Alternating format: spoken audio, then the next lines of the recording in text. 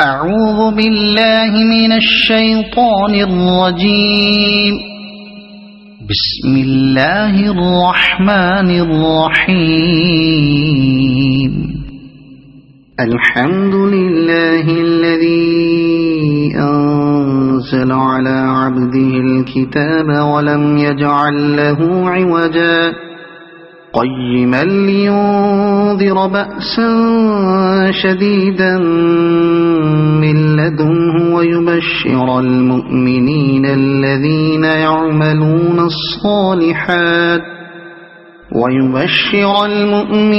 الذين يعملون الصالحات أن لهم أجرا حسنا ماكثين فيه أبدا وينذر الذين قالوا اتخذ الله ولدا ما لهم به من علم ولا لآبائهم كبرت كلمة تخرج من أفواههم إن يقولون إلا كذبا فلعلك باخع نفسك على آثارهم إن لم يؤمنوا بهذا الحديث أسفا إنا جعلنا ما على الأرض زينة لها لنبلوهم أيهم أحسن عملا وإنا لجاعلون ما عليها صعيدا جرزا أم حسبت أن أصحاب الكهف والرقيم كانوا من آياتنا عجبا إذ أوى الفتية إلى الكهف فقالوا ربنا آتنا من لدنك رحمة وهيئ لنا من أمرنا رشدا فضربنا على آذانهم في الكهف سنين عددا ثم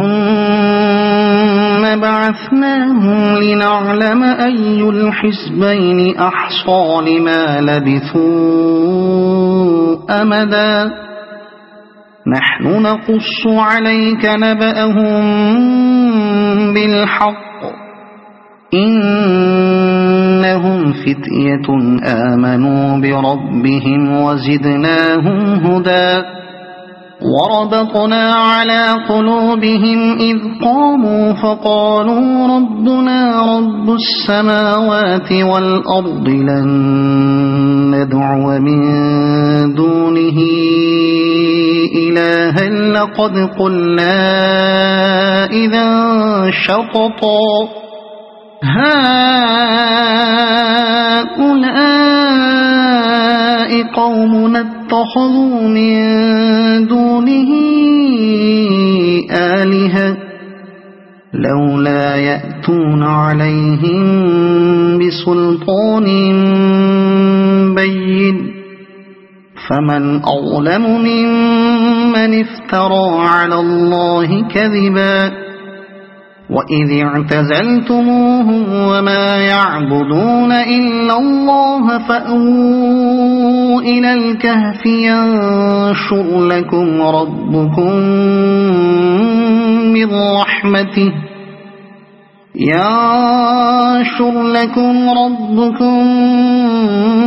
من رحمته ويهيئ لكم من أمركم مرفقا وترى الشمس إذا طلعت تزاور عن كهفهم ذات اليمين وإذا غربت تقرضهم ذات الشمال وهم في فجوة منه ذلك من آيات الله من يهد الله فهو المهتد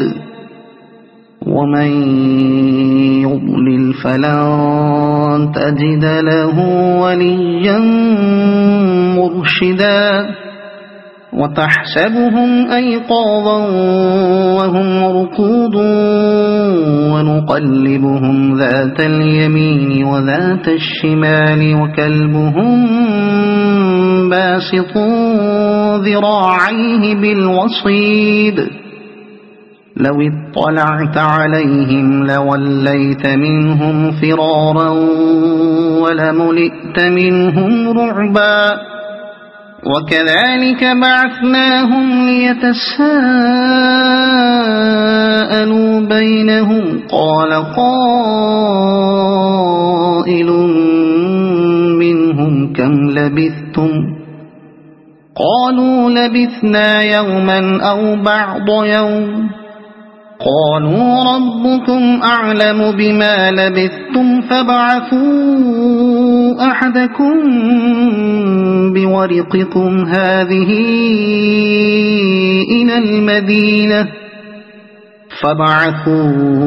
أحدكم بورقكم هذه إلى المدينة فلينظر أيها أزكى طعاما فليأتكم برزق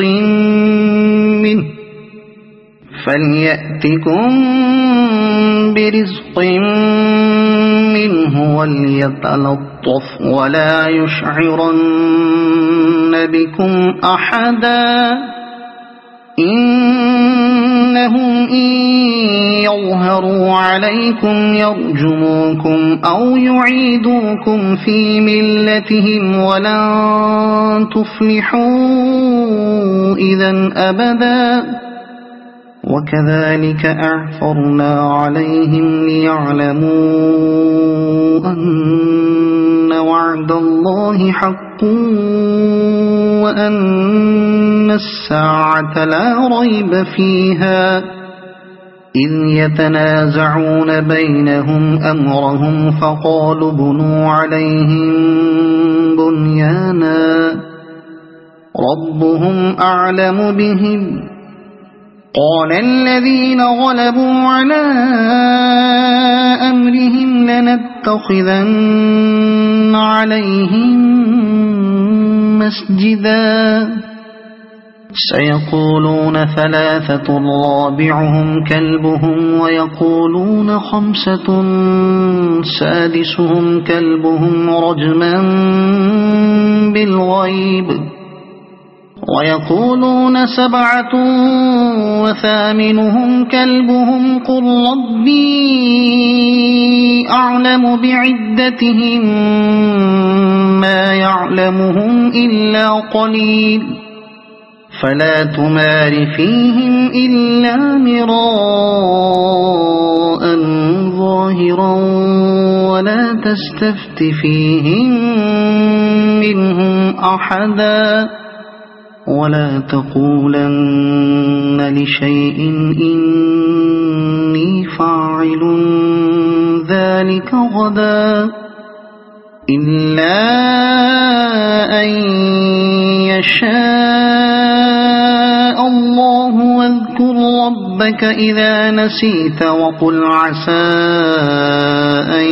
يهديني ربي لأقرب من هذا رشدا ولبثوا في كهفهم 300 سنين وازدادوا 9 قل الله أعلم بما لبثوا له غيب السماوات والأرض أبصر به وأسمع ما لهم من دونه من ولي ولا يشرك في حكمه أحدا واتل ما أوحي إليك من كتاب ربك لا مبدل لكلماته ولن تجد من دونه ملتحدا واصبر نفسك مع الذين يدعون ربهم بالغداة والعشي يريدون وجهه ولا تعد عيناك عنهم تريد زينة الحياة الدنيا ولا تطع من أغفلنا قلبه عن ذكرنا واتبع هواه وكان أمره فرطا وقل الحق من ربكم فمن شاء فليؤمن ومن شاء فليكفر إنا أعتدنا للظالمين نارا أحاط بهم سرادقها وإن يستغيثوا يغاثوا بماء كالمهل يشوي الوجوه بئس الشراب وساءت مرتفقا إن الذين آمنوا وعملوا الصالحات إنا لا نضيع أجر من أحسن عملا أولئك لهم جنات عدن تجري من تحتهم الأنهار يحلون فيها من أساور من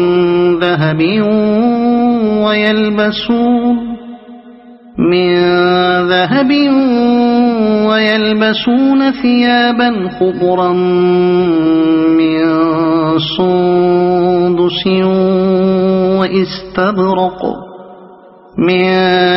سندس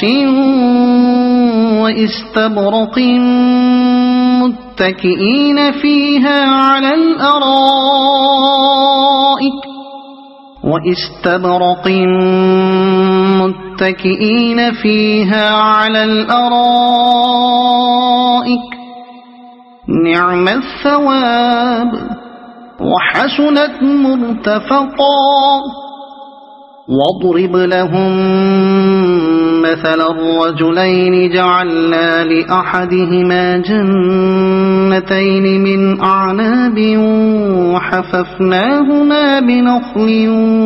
وجعلنا بينهما زرعا كلتا الجنتين آتت أكلها ولم تظلم منه شيئا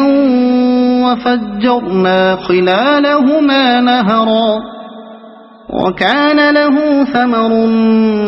فقال لصاحبه وهو يحاوره أنا أكثر منك مالا وأعز نفرا ودخل جنته وهو ظالم لنفسه قال ما أظن أن تبيد هذه أبدا وما أظن الساعة قائمة ولئن رددت إلى ربي لأجدن خيرا منها منقلبا قال له صاحبه وهو يحاوره أكفرت بالذي خلقك من تراب ثم من نطفة ثم سواك رجلا لكن هو الله ربي ولا أشرك بربي أحدا ولولا إذ دخلت جنتك قلت ما شاء الله لا قوة إلا بالله إن ترني أنا أقل منك مالا وولدا فعسى ربي أن يؤتيني خيرا من جنتك ويرسل عليها حسبانا من السماء فتصبح صعيدا زلقا أو يصبح ماؤها غورا فلن تستطيع له طلبا وأحيط بثمره فأصبح يقلب كفيه على ما أنفق فيها وهي خاوية على عروشها ويقول يا ليتني لم أشرك بربي أحدا ولم تكن له فئة ينصرونه من دون الله وما كان منتصرا هنالك الولاية لله الحق هو خير ثوابا وخير عقبا واضرب لهم مثل الحياة الدنيا كماء أنزلناه من السماء فاختلط به نبات الأرض فأصبح هشيما تذروه الرياح وكان الله على كل شيء مقتدرا المال والبنون زينة الحياة الدنيا والباقيات الصالحات خير عند ربك ثوابا وخير أملا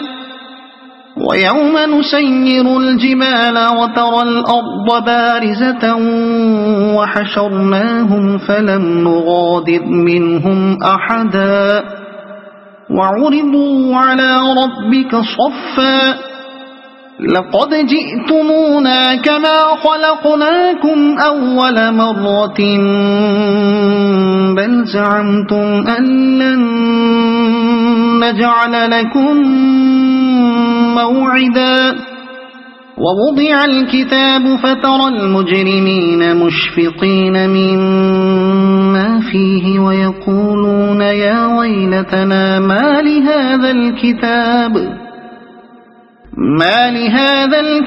لا يغادر صغيرة ولا كبيرة إلا أحصاها ووجدوا ما عملوا حاضرا ولا يظلم ربك أحدا وإذ قلنا للملائكة اسجدوا لآدم فسجدوا إلا إبليس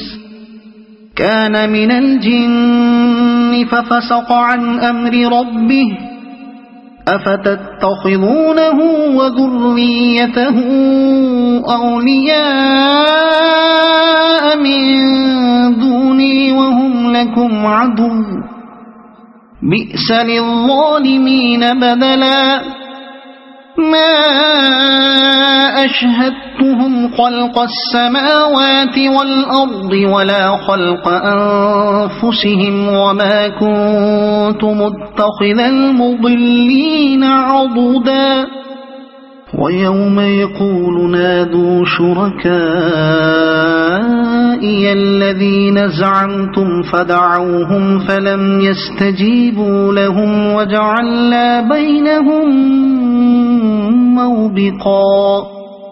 ورأى المجرمون النار فظنوا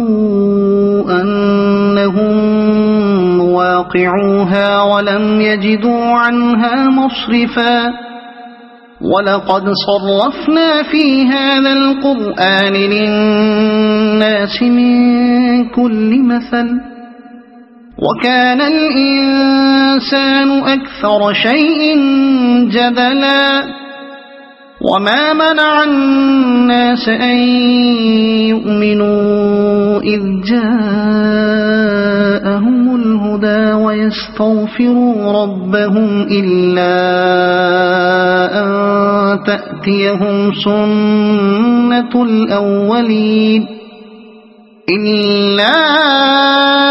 أن تأتيهم سنة الأولين أو يأتيهم العذاب قبلا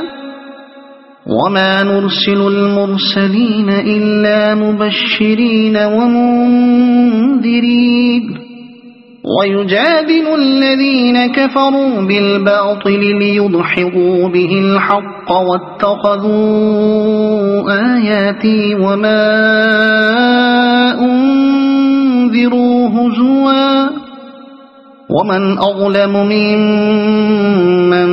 ذكر بآيات ربه فأعرض عنها ونسي ما قدمت يداه إنا جعلنا على قلوبهم أكنة أن يفقهوه وفي آذانهم وقرا وإن تدعهم إلى الهدى فلن يهتدوا إذن أبدا وربك الغفور ذو الرحمة لو يؤاخذهم بما كسبوا لعجل لهم العذاب بل لهم موعد لن يجدوا من دونه موئلا وتلك القرى أهلكناهم لما ظلموا وجعلنا لمهلكهم موعدا وإذ قال موسى لفتاه لا أبرح حتى أبلغ مجمع البحرين أو أمضي حقبا فلما بلغا مجمع بينهما نسيا حوتهما فاتخذ سبيله في البحر سربا فلما جاوزا قال لفتاه آتنا غداءنا لقد لقينا من سفرنا هذا نصبا قال أرأيت إذ أوينا إلى الصخرة فإني نسيت الحوت وما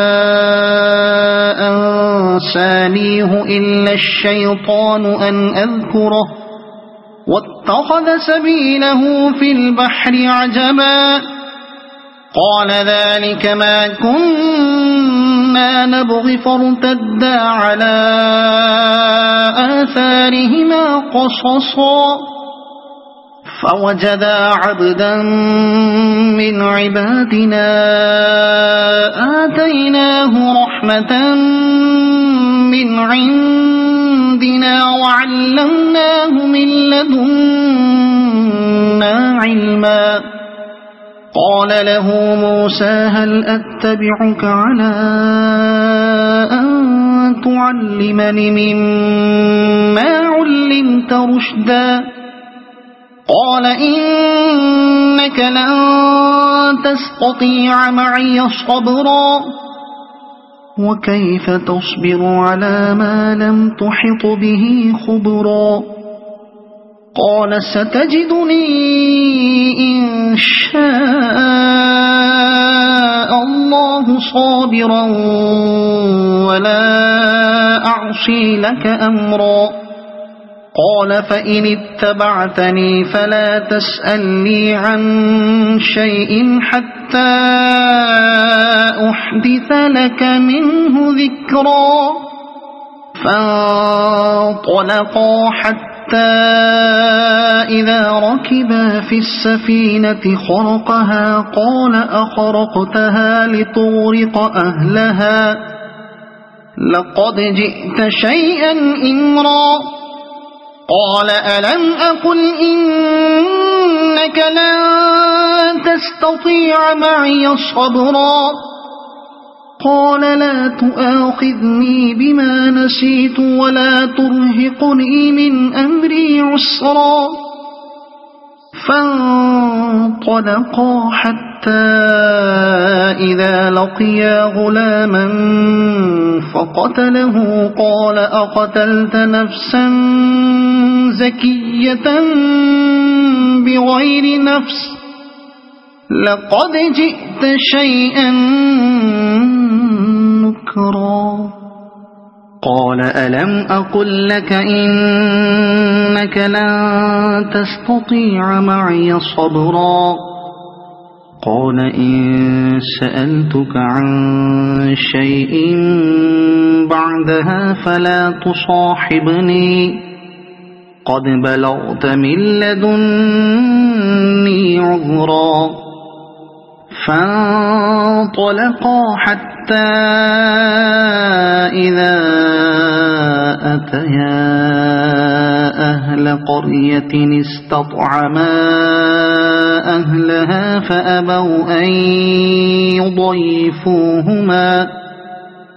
فأبوا أن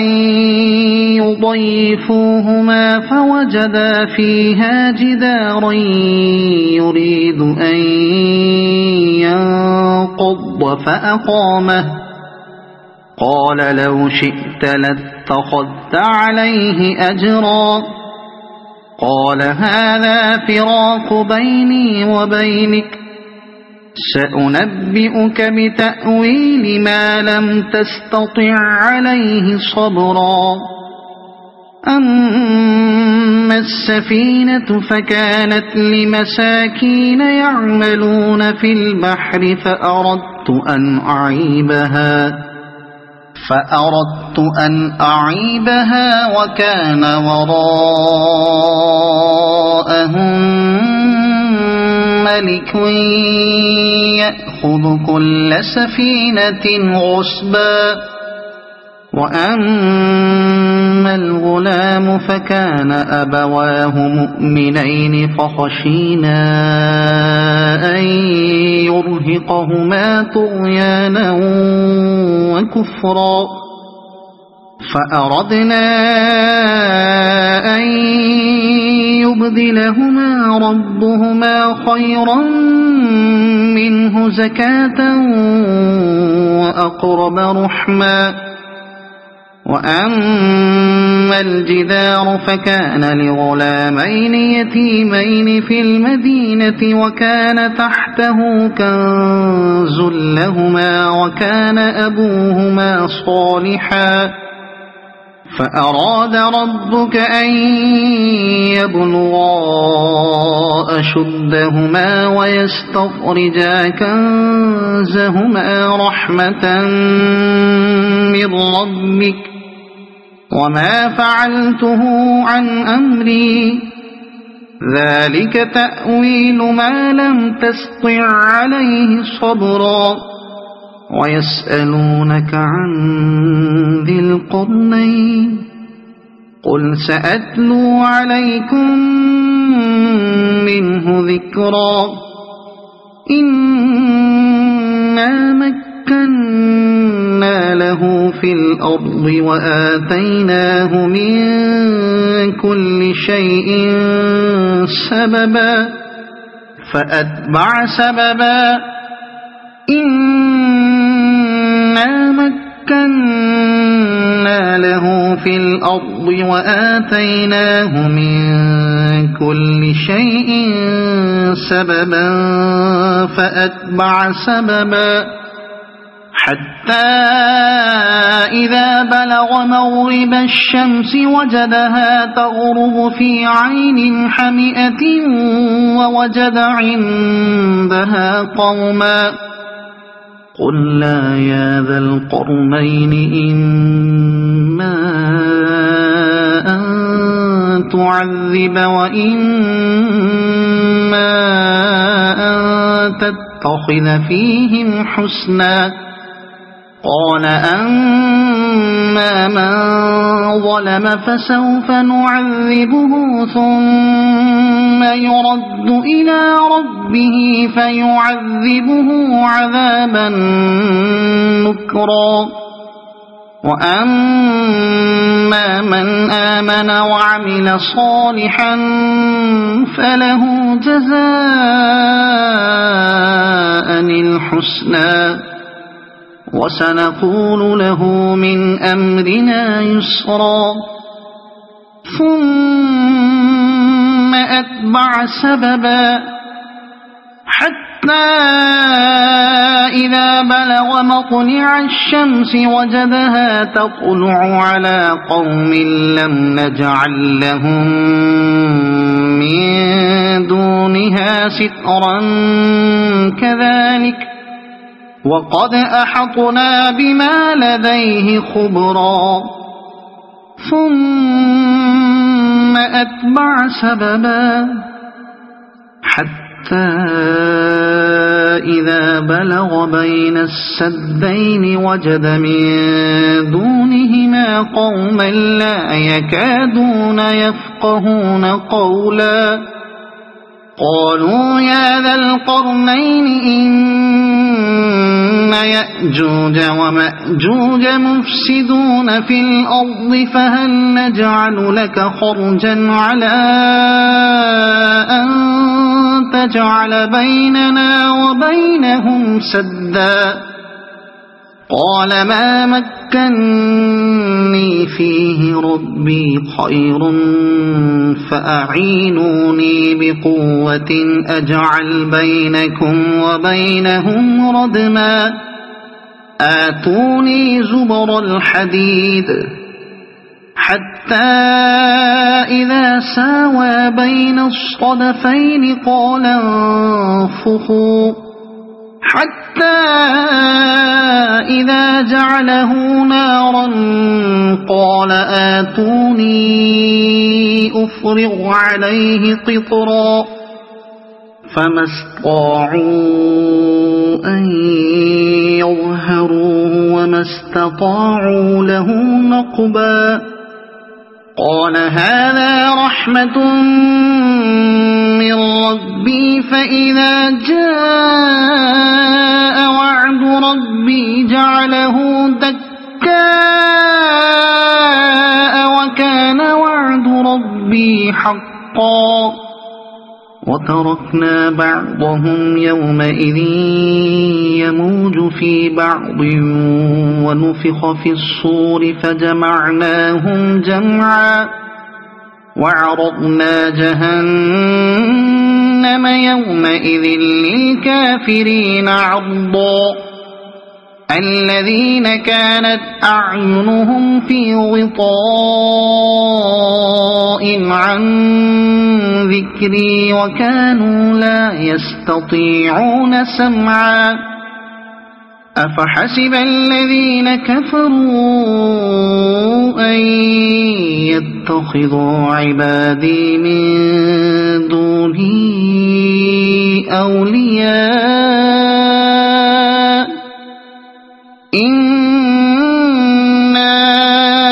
أعتدنا جهنم للكافرين نزلا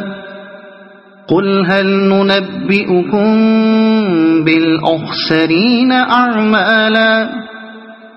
الذين ضل سعيهم في الحياة الدنيا وهم يحسبون أنهم يحسنون صنعا أولئك الذين كفروا بآيات ربهم ولقائه فحبطت أعمالهم فلا نقيم لهم يوم القيامة وزنا ذلك جزاؤهم جهنم بما كفروا واتخذوا آياتي ورسلي هزوا إن الذين آمنوا وعملوا الصالحات كانت لهم جنات الفردوس نزلا خالدين فيها لا يبغون عنها حولا قل لو كان البحر مدادا لكلمات ربي لنفذ البحر قبل أن تنفذ كلمات ربي ولو جئنا بمثله مددا قل إنما أنا بشر مثلكم يوحى إلي أنما إلهكم إله فمن كان يرجو لقاء ربه فليعمل عملا صالحا